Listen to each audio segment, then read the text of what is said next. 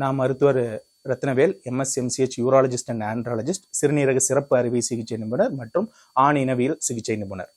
So இன்னைக்கு நம்ம பார்க்க போகிற சிறுநீரக தலைப்பு என்னன்னா யூரினரி ட்ராக்ட் இன்ஃபெக்ஷன்.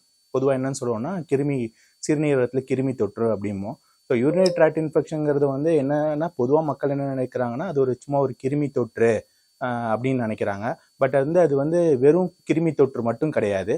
அது சரியா கண்டுபிடிக்க முடியாம வெறும் எரிச்சல் மட்டும் இருக்கு, பக்கத்துல எங்கேயாவது மெடிக்கல்ல மாத்திரை வாங்கி சாப்பிட்டுட்டு இருக்காங்க அப்படின்னா அந்த கிருமி தொற்று மேல சிறுநீரகத்துக்கு வரைக்கும் போகும். அதாவது கிட்னி வரைக்கும் போய் சப்போஸ் கிட்னியே சீல் வச்சு கிட்னியே வேலை செய்யாம போற நிலைமை இருக்கும். பொதுவாக என்னன்னா சிறுநீரக தொற்று தானே, மாத்திரை சாப்பிட்டுக்கலாம் அப்படின்னு இருப்போம். ஆனா அது அப்படி கிடையாது.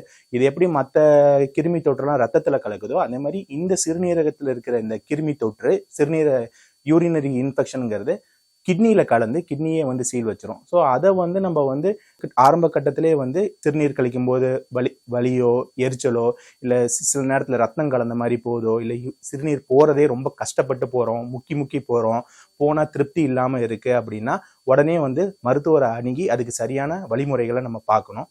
பொதுவாக இந்த யூரினரி இன்ஃபெக்ஷனுக்கு நம்ம என்ன பண்ணுவோம்னா நம்ம யூரின் டெஸ்ட் தான் மெயினாக பார்ப்போம். அதில் கிருமி இருக்கானுங்கிறதுக்கு யூரின் கல்ச்சர் பார்ப்போம்.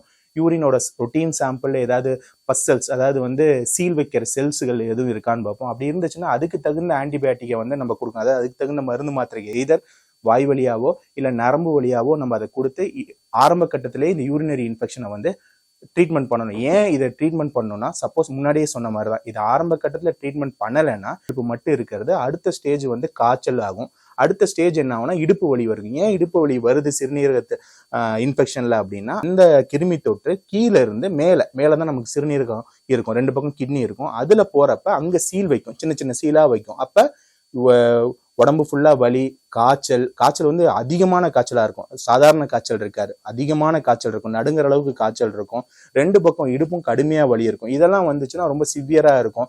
அதுக்கப்புறம் நம்ம வெறும் மருந்து மாத்திரை பண்ணா மட்டும் சரி பண்ண முடியாது.